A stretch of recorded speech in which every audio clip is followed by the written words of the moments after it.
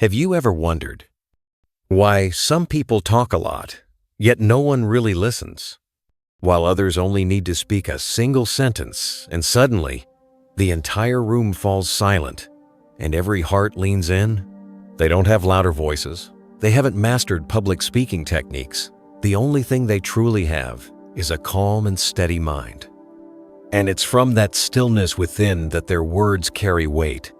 They don't say much, but every word they say reaches deep. And maybe this feels familiar too. There have been days when you wanted to do so much, but couldn't get anything done. Because from the moment you opened your eyes, your mind was already spinning, worrying about bills, resolving conflicts, battling a rising wave of inner anxiety. Your mind felt like a radio on full blast broadcasting nonstop negative programming, and there was no off switch. Not because you're weak, but because you were never taught how to train your mind to be the master, not the one constantly being pulled in every direction. And here's the part most people avoid looking at. A lot of people aren't struggling financially because they're not smart enough. They struggle because they were never taught how to manage their money. They earn well, but they spend even faster. They work hard, yet live under constant pressure. Not because fate is cruel, but because they don't understand the connection between emotion, behavior, and their bank account. And without a strong inner structure, money comes only to leave taking peace of mind along with it.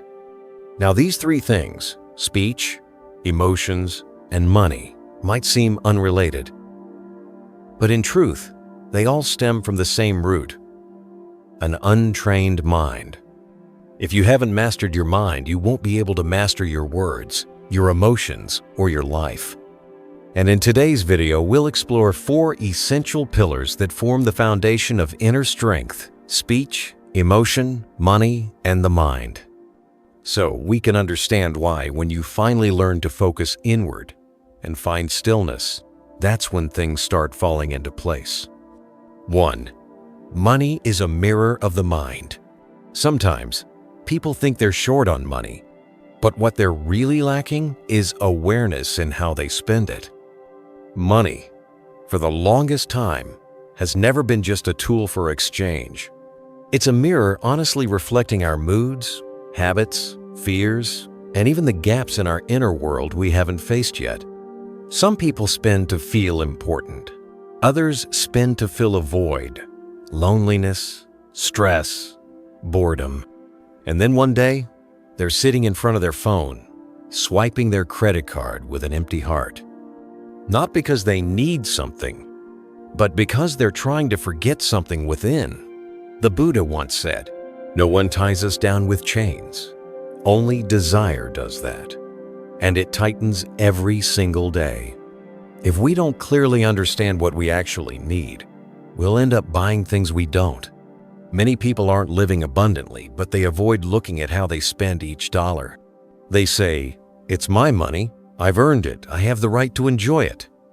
And yes, that sounds reasonable. But what's really happening is they're using spending as a way to avoid the truth. The truth is, they're tired. They feel lost. They've lost control of the rhythm of their own life. So money becomes an emotional escape. Every time pressure builds up, they buy something to comfort themselves. It's okay, this purchase will make things better. But every package that arrives brings a new bill, and their future freedom steps back one more pace. There's a simple story in Zen tradition. A student asked the master, "Master, how can I know if I'm living mindfully?" The master replied, "Look at your meals and your wallet. If you eat with awareness, not to numb your exhaustion. If you spend with clarity, not with impulse, then your mind is clear. But if you eat to escape or spend to soothe the emotions, then you've drifted far, no matter how many sutras you chant." Because every dollar you spend, it's not just a financial transaction. It's a statement of your mind. Are you building something with that dollar or postponing your growth?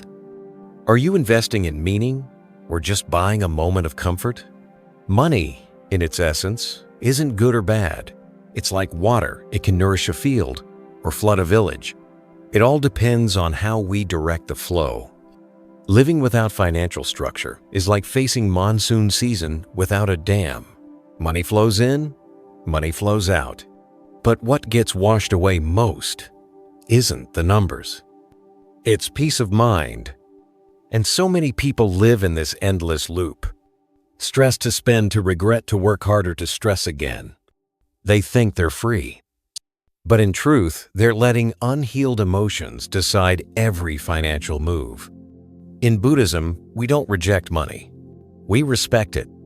We use it to support wisdom and compassion. Money can help us, help others, but only if we're not driven by emotion in how we manage it. Once, at a monastery in India, someone asked an elder monk, "Master, how much money do I need to save to feel at peace?"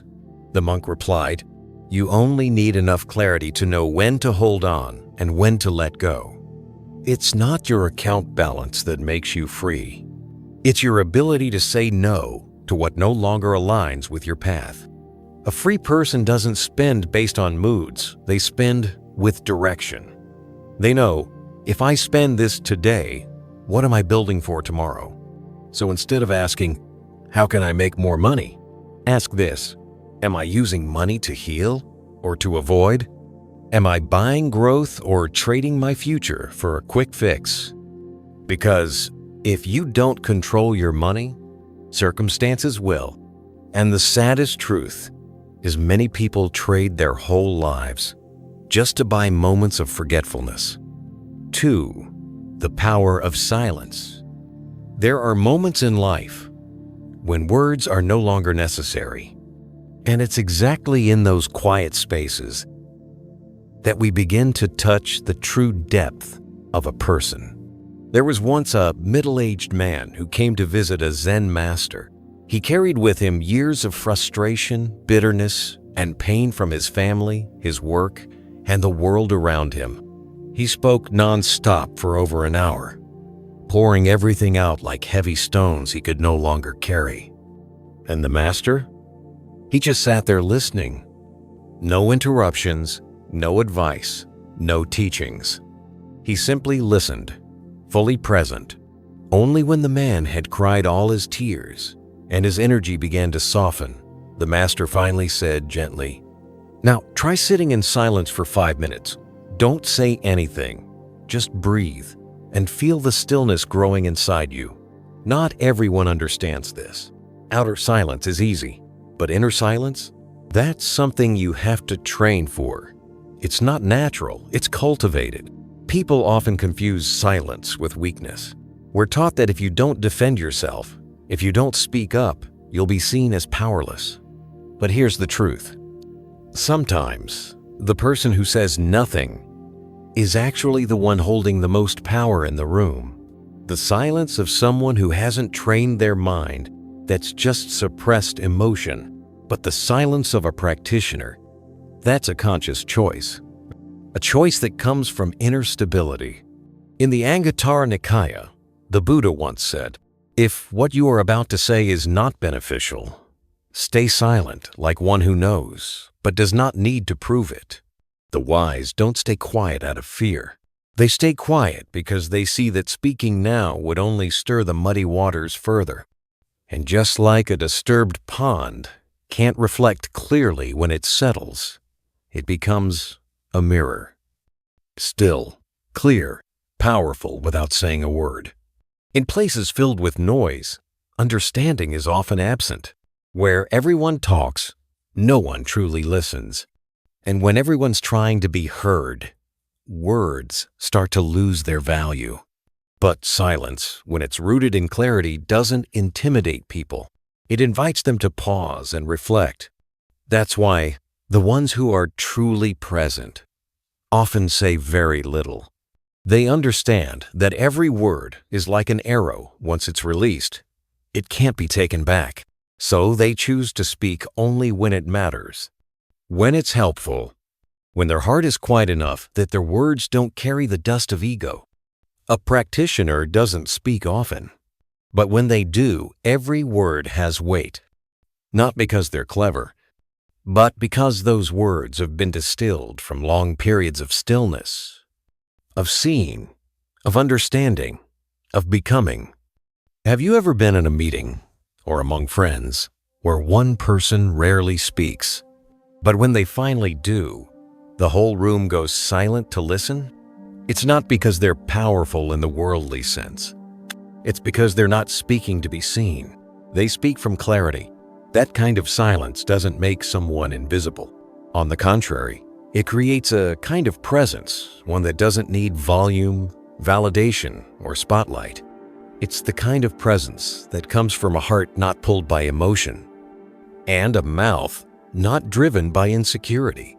People rarely remember the ones who talk the most, but they never forget the person who stayed quiet at just the right moment and said something that woke them up inside. In today's world, where everyone is posting, recording, sharing their opinions, debating every word, silence isn't emptiness. It's a form of wisdom. A spiritual practitioner doesn't follow the crowd. They go inward where there's no need to react all the time. Just rest.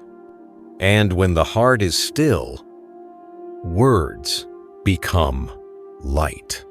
But when the mind is noisy, words are just smoke. Once we truly understand the value of silence, we won't fear it anymore. We'll start to seek it like reconnecting with an old friend we forgot we needed. Because sometimes, what makes someone most respected isn't what they've said. It's what they've chosen not to say. And when that kind of inner steadiness is present, words begin to take the shape of morality. We no longer speak to impress. We speak to guide the heart, to protect stillness, to preserve the innocence in ourselves and in others. 3. Discipline isn't punishment, it's freedom. This might sound like a paradox, but it's deeply true. The most free person is often the one who lives with the most discipline. People who think of discipline as restriction, as pressure, as something that steals their joy, usually haven't experienced what it's like to go all the way with a good habit. They've only seen the outer surface of discipline, repetition, structure, rules, commitment. But they haven't yet touched the real gift inside: self-mastery, steadiness, and a kind of peace that no distraction can pull you away from. I remember during a Dharma talk at a monastery in California, a young man raised his hand and asked, "Master, I want to be free, but every time I set a routine or a rule for myself, I feel trapped." The teacher smiled gently and asked, "Have you ever seen a kite fly high?" The young man nodded. "And when does it fly highest?" He thought for a moment. "When the wind is strong?" The teacher shook his head slowly. "No, it flies highest when the string is still held by the one guiding it. Without the string, it has no direction. With the string, it soars. Discipline is that string, not something to tie you down, but something that gives you direction. Not something that steals your freedom, but the very thing that protects it from chaos." In the Dhammapada, the Buddha said, "Better than conquering 1,000 enemies in battle is the one who conquers himself. That one is the mightiest of all." Without discipline, we're led around by our moods. We eat when we feel like it, work only when we're inspired, rest whenever we're tired. We make promises easily, but struggle to keep them. Not because we don't mean well, but because we haven't built an inner structure strong enough to keep us grounded when life gets shaky. Some days we're full of motivation, but a few nights of poor sleep, a few harsh comments, a little disappointment, and suddenly we've fallen back into old patterns. Discipline means we don't wait for perfect conditions to do what matters.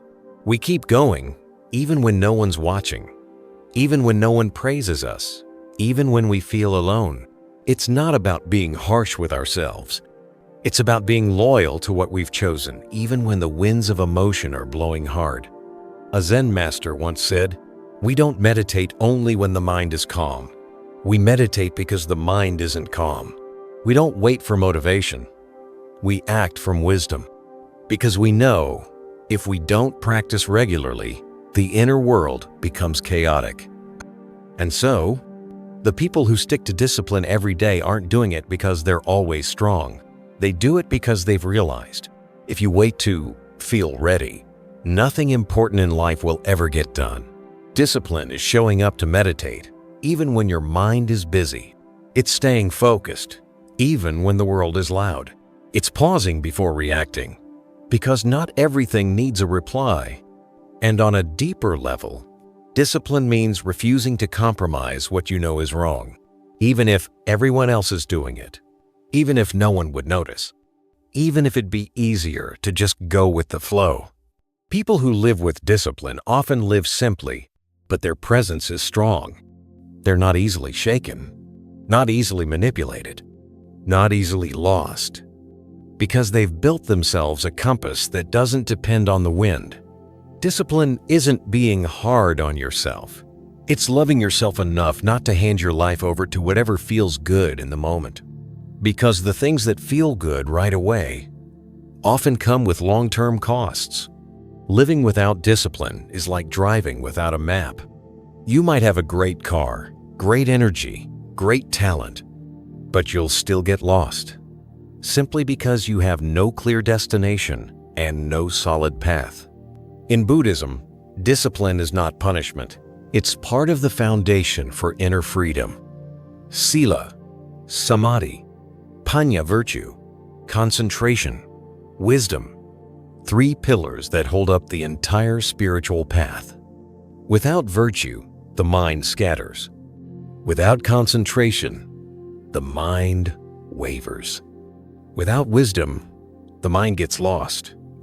And it all begins with small, consistent actions each day. Nothing flashy, nothing loud, but deeply sustainable. Because in this life, it's rarely the big moments that shape us. It's the little things we repeat long enough that slowly reshape our destiny. And once we've walked far enough with discipline, we start to see something clearly. Just because we feel a certain way today doesn't mean life has to bend to that feeling. Emotions change, but if we don't know how to observe them, we'll get swept away like a leaf floating down a rushing stream. 4. Emotions are signals, not a compass. You know, there are mornings when you wake up and your heart just feels heavy. Nothing specific has happened, but there's this quiet sadness, this vague weight, like a cloud drifting into each breath. And in that fragile moment, it takes just one offhand comment or a glance that doesn't land right, and suddenly, the whole day feels like it's sliding downhill. But then, on another day, something as simple as an old song, a warm cup of tea, or a gentle afternoon rain, and somehow your mood feels lifted. Emotions come and go like the wind. They don't schedule an appointment. They don't give us a heads up. And the danger is, if we're not mindful, we might spend our whole life being pulled in their direction instead of walking the path we truly want. In the Dhammapada, the Buddha taught, the mind is hard to tame. It wanders far, alone and restless. But one who can master it escapes the whirlpool of suffering. Emotions aren't bad. Sadness isn't a mistake. Anger isn't a crime. Worry doesn't mean you failed. They're just signals like a bell ringing inside, letting us know something's stirring. But the bell is not the one driving the car. And in the same way, emotions are not meant to steer our every move. A wise person doesn't try to suppress their feelings. They sit with them, watch them, listen to what the feeling is trying to say, and then choose to act without letting that wave take the wheel. There's a little story from the Zen tradition.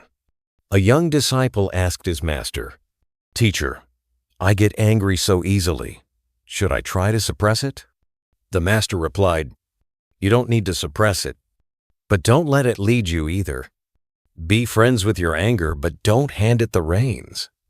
In truth, emotions when seen clearly can become great teachers. Sadness teaches us how to listen deeply. Anger shows us what we haven't yet accepted. Anxiety invites us to look again at what's still unclear in our life plan. But when emotions sit in the driver's seat, they can steer us straight into regret.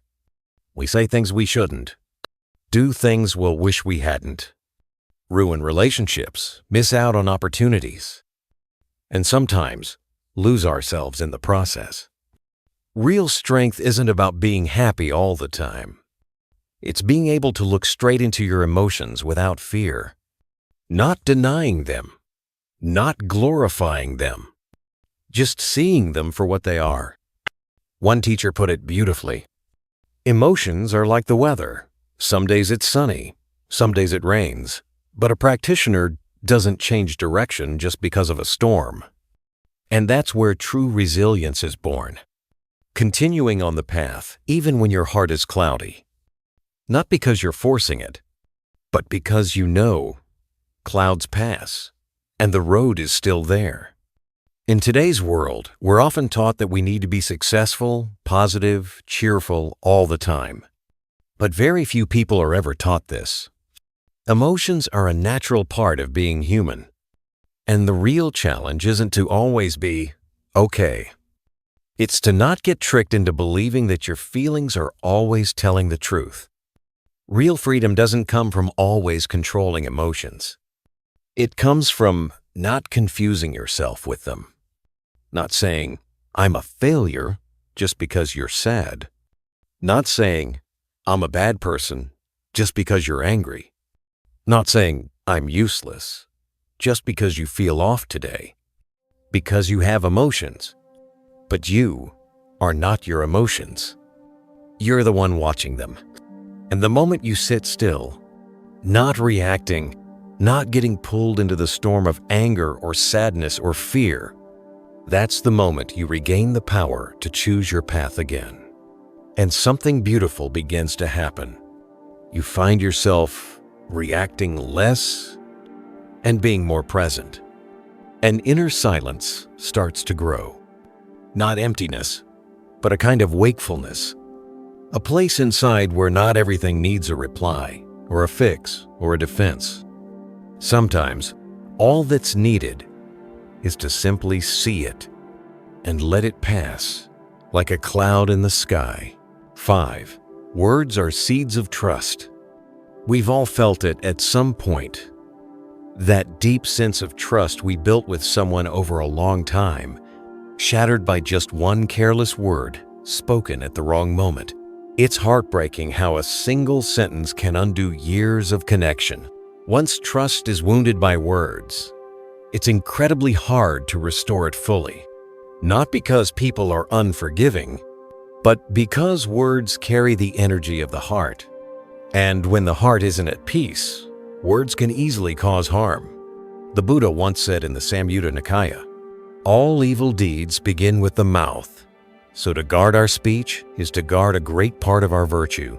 Some people aren't intentionally hurtful. They just speak too quickly when they're angry, or talk too much when they themselves are still confused inside.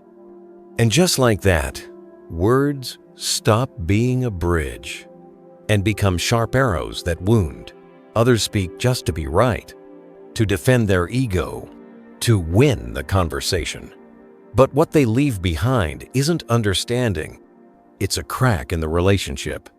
There was once a lay practitioner who shared with me, he spent 10 years building trust with his partner. But one day, in a moment of anger, he said, I don't need anyone. And from that moment on, things were never quite the same. Because a word isn't just a sound, it's a declaration of our inner state. When we speak, people don't just hear with their ears.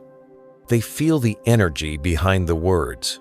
They sense whether it came from a calm place or from the storm inside our chest. That's why people with depth often speak very little. Not because they have nothing to say, but because they understand the weight of every word. They know once a word is spoken, it can't be taken back. And even a 3-second sentence, can echo in someone's heart for years. A young disciple once asked a Zen master, "Master, what should I do when my words often cause misunderstanding?" The master replied gently, "Before speaking, ask, is my heart calm or shaking? If your heart is still trembling, your words are not yet clear." A calm person does not rush to speak. They let silence filter their emotions, so that when they finally speak, the words don't carry the dust of anger, fear, or pride.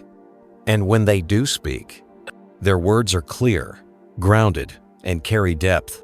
Even if others disagree, they'll still respect the message because they can feel it came from a place of sincerity, not from the need to prove anything.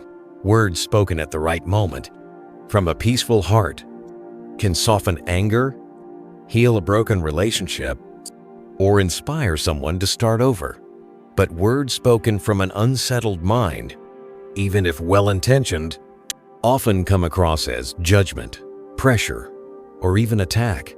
The ancients used to say, "The mouth is the gate of the heart." When the heart is clear, the words shine. Sometimes the difference between someone who earns trust and someone who doesn't isn't about their degree or how long they've been doing something. It's in the way they speak. One person speaks to build, another speaks to win. One speaks to understand, the other speaks to perform. One speaks from a listening heart, the other speaks just to hear their own voice. And trust something that can't be forced or bought will naturally gravitate toward the one who knows how to speak with care. Once you truly understand the power of speech, silence won't feel awkward anymore. You won't fear having nothing to say. Instead, you'll learn to guard your words as if guarding an invisible treasure more precious than gold. Because guarding your words is guarding your integrity. And guarding your integrity is guarding the path. And once we understand speech in this deep way, the next step naturally reveals itself.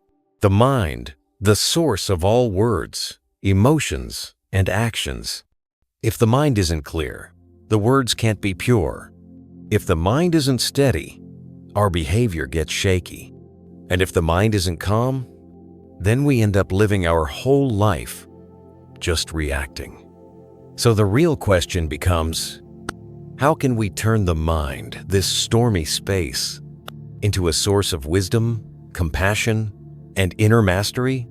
That is the journey we'll take next, as we learn how to master the mind and stop letting the outside world control our inner peace.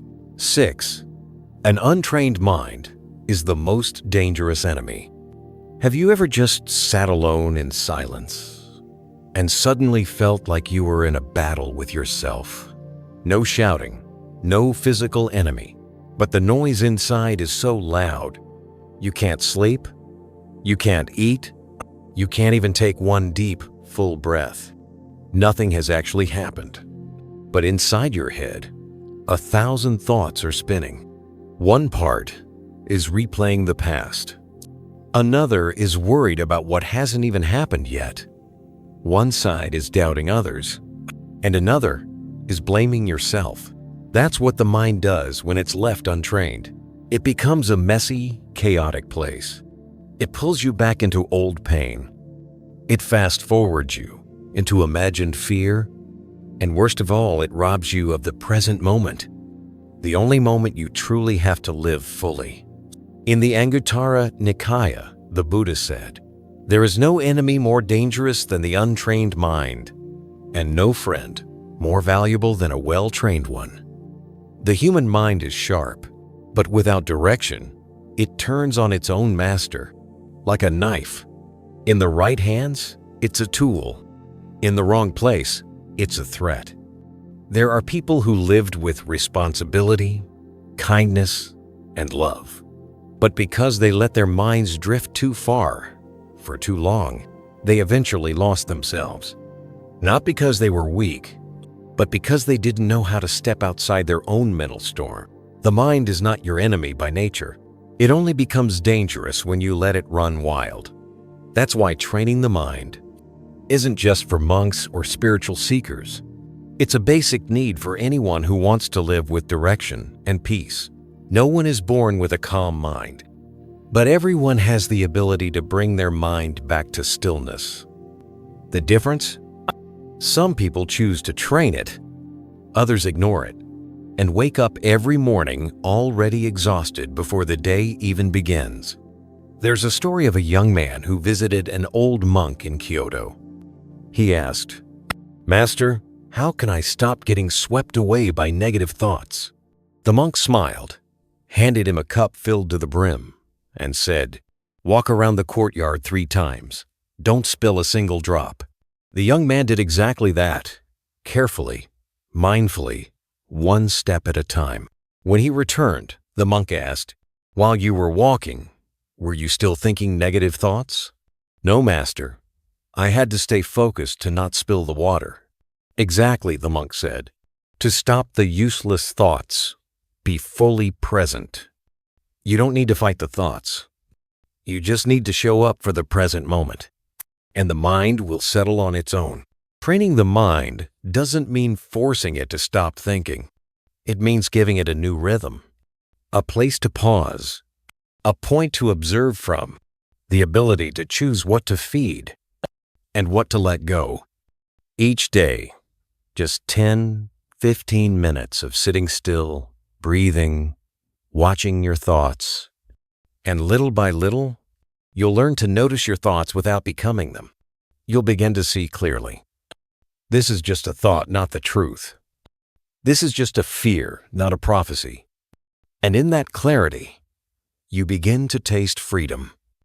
A person who hasn't trained their mind can still feel anxious even in good circumstances.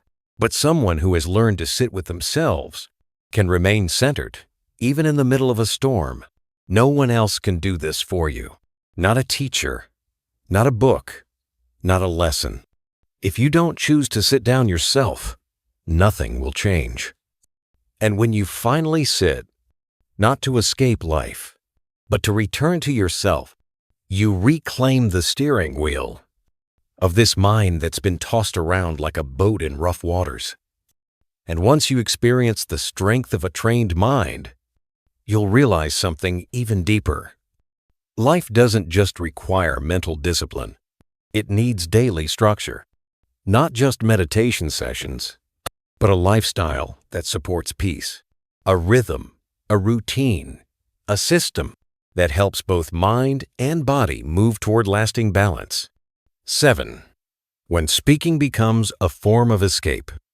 Some people just talk nonstop. From the moment they open their eyes in the morning to the second they fall asleep at night. They talk in their heads. They talk to others. They talk online. As if they stopped speaking for just one moment, they'd be forced to face something painfully empty inside. And maybe they're right.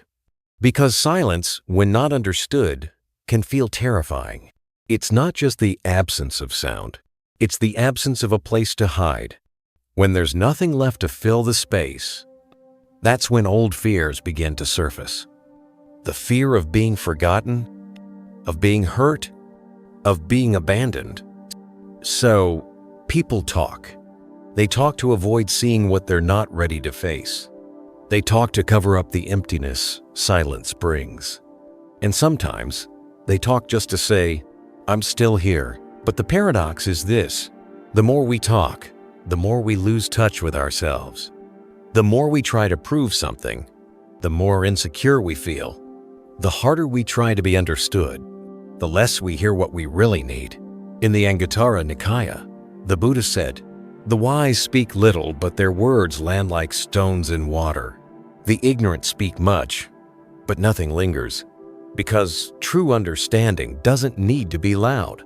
It often shows up in stillness. Those who understand deeply often speak slowly, or not at all. Not because they're afraid, but because they're listening. There's an old Zen story about a young monk who was in charge of welcoming visitors to the temple. Every day, people came with questions. Seeking teachings, wanting to pour their hearts out, the young monk would eagerly respond, rushing to share everything he knew, afraid that silence might disappoint. One day, his master quietly pulled him aside and asked, "In all that you say during the day, how much is truly for helping others? And how much is to ease your own fear of being judged?" The young monk froze. From that day on, he started sitting more and speaking less, not out of fear, but out of a desire to listen more deeply to what others hadn't yet said, and to what he himself had never truly heard in his own heart. We often mistake expression for strength, but sometimes timely silence is the deepest form of healing, because in stillness, the things we've buried finally have a chance to breathe. The tired voices inside finally get heard, and the broken parts within us begin to glimpse the light. When someone speaks too much, they may be trying to cover something up. A fear of being forgotten, a belief that they're only valuable when noticed, a wound they hoped words could heal. But instead, the talking only made it spread. Real healing? It only begins when we sit down with the silence, not to escape others, but to finally meet ourselves. Those who speak little aren't lacking words. They simply know every word carries weight. Not just in the world, but in the heart. To speak before something is ripe is to plant wild seeds. To speak while the heart is agitated is to scatter ash over flowers. And eventually, those who live long enough with silence realize something profound. You don't need to talk to be present. True presence, even in silence, radiates. A calm gaze, a deep breath, a nod of understanding. These can offer more than 1,000 words ever could. Silence, when born from peace, becomes a refuge for others, because we all get tired of places full of noise and empty of real listening. And once you've learned how to hear yourself in silence, you'll begin to hear what the world is really trying to say, not through noise, but through signals that only presence can receive. 8. Don't live by your mood, live by your standards. There are days when everything's fine, but for some reason, you just don't feel like doing anything. There are times when a random comment, just a passing remark, can drain all your motivation. And some mornings, you open your eyes and feel heavy, even though there's no specific reason why. That's human. Emotions are like the weather, rising and falling, blowing and then settling. We can't control every single thing we feel, but the important thing is this: you can't build a meaningful life on emotion alone. Because if you only live by your mood, every day pulls you in a different direction. Today you want to work out. Tomorrow you want to rest. Today you feel inspired. Tomorrow you feel worthless. And just like that, your inner life has no anchor. The Buddha once taught in the Sutra of 42 chapters, a student of the path is like a person rowing upstream. If you're not moving forward, you're drifting back. There's no such thing as just staying still. There's no room for feeling okay is enough. Because the moment you stop moving with intention, you start sliding back. And when you stop holding a standard, you start settling for what's easy. A person with integrity isn't someone who's always strong.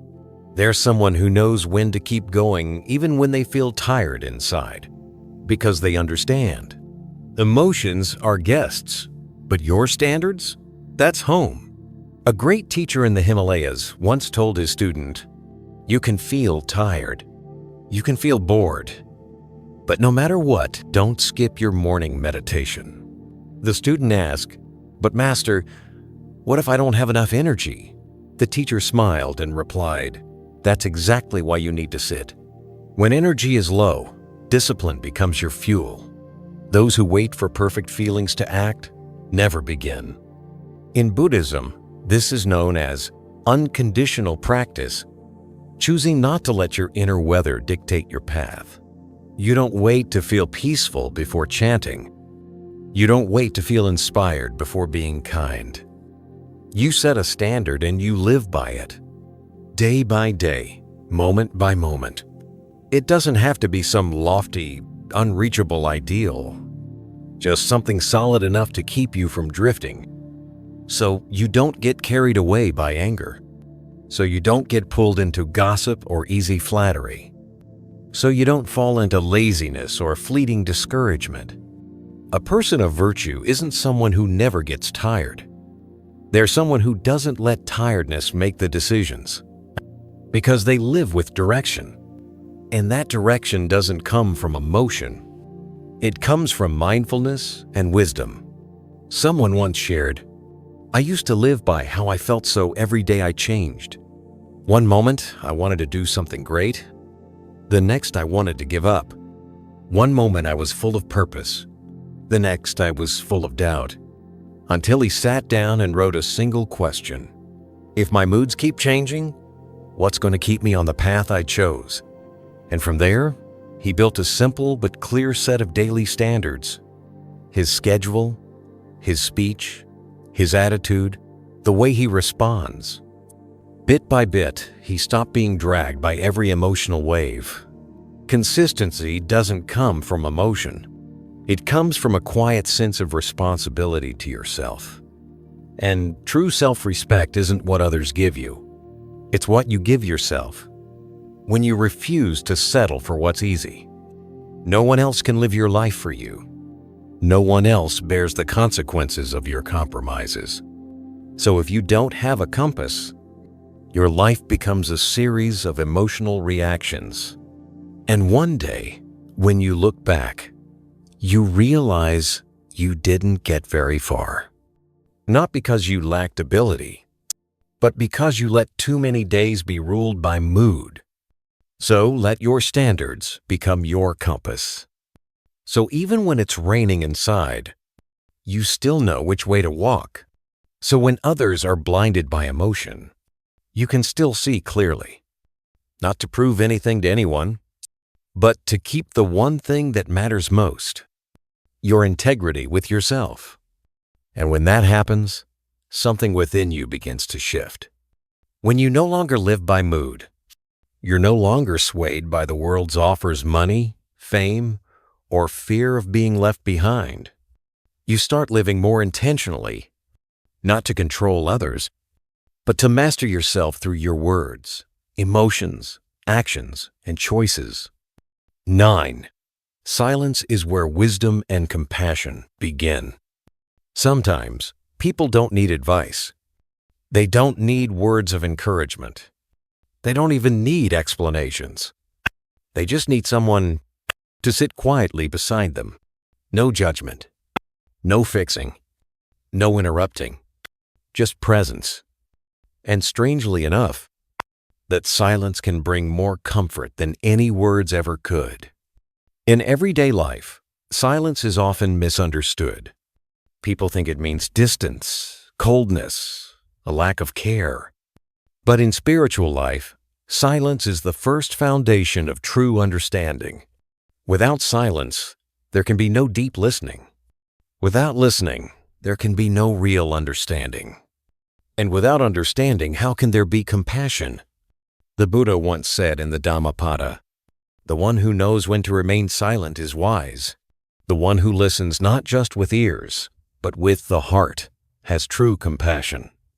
Because the moment we stop rushing to react, stop jumping in to talk, stop trying to solve the problem for someone else, we begin to hear what hasn't yet been spoken. A sorrow hiding behind strength, a cry for help behind a smile, a deep exhaustion even they haven't realized.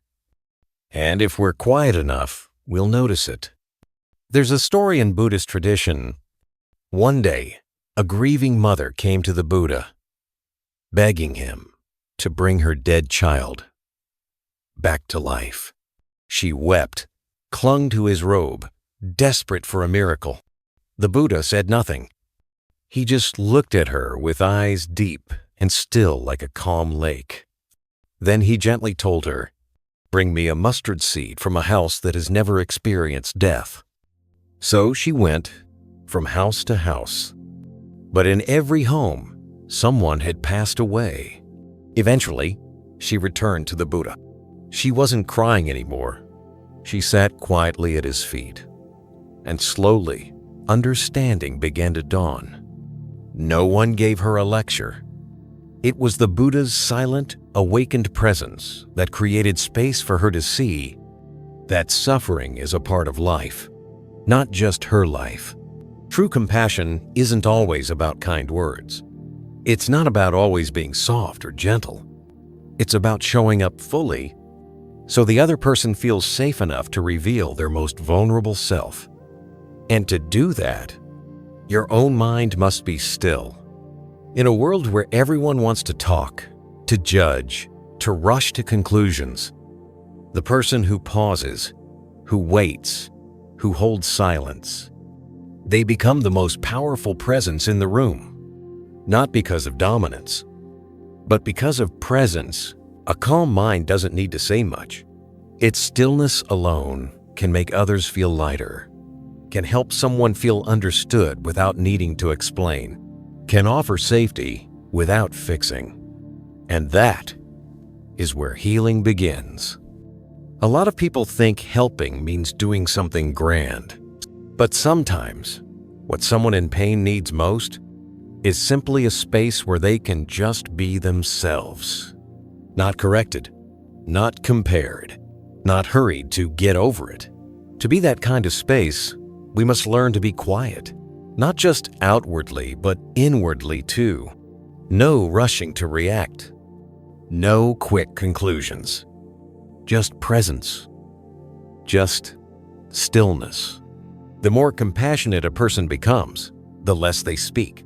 Not because they have nothing to say, but because they know only words born from silence and awareness can truly heal. Silence is where wisdom first takes root, because only when we're no longer distracted by constant reactions can we see clearly what's really happening within and around us.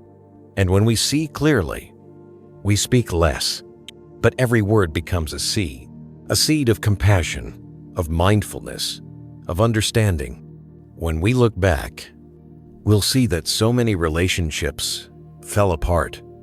So much pain was caused, not because we lacked words, but because we lacked presence. A person who knows how to pause, to breathe, to listen, has already walked far on the path of self-understanding. And often, it's that person without saying anything who becomes a steady refuge for others. And when silence becomes a way of life, we enter a deeper level, intentional living. We're no longer pulled around by emotions, no longer driven by chaos or external noise. We stop living on autopilot and start living from within. And slowly, we realize something profound. It's not the outside world that overwhelms us. It's the inner world that hasn't settled yet. Every unmindful action, every word without wisdom, every reactive moment is a step away from our true self. But thankfully, the path back is always open. We can return by pausing, by listening, by noticing, by doing just one simple thing at a time, holding our silence instead of reacting, taking a breath before the emotion takes over, or simply not abandoning ourselves in the rush of life. Because stillness isn't weakness, it's the firmest foundation for wise, compassionate action. And true compassion doesn't come from grand speeches. It comes from your whole presence, quiet enough to understand, clear enough to see, warm enough to soothe a hurting soul. If this message touched something in your heart today, feel free to leave a comment below. Like this video, share it with someone who might need a moment of calm, and subscribe to the channel, Buddhism Seeds. to receive more content that heals, inspires, and awakens. See you in the next video. May peace grow within you starting now.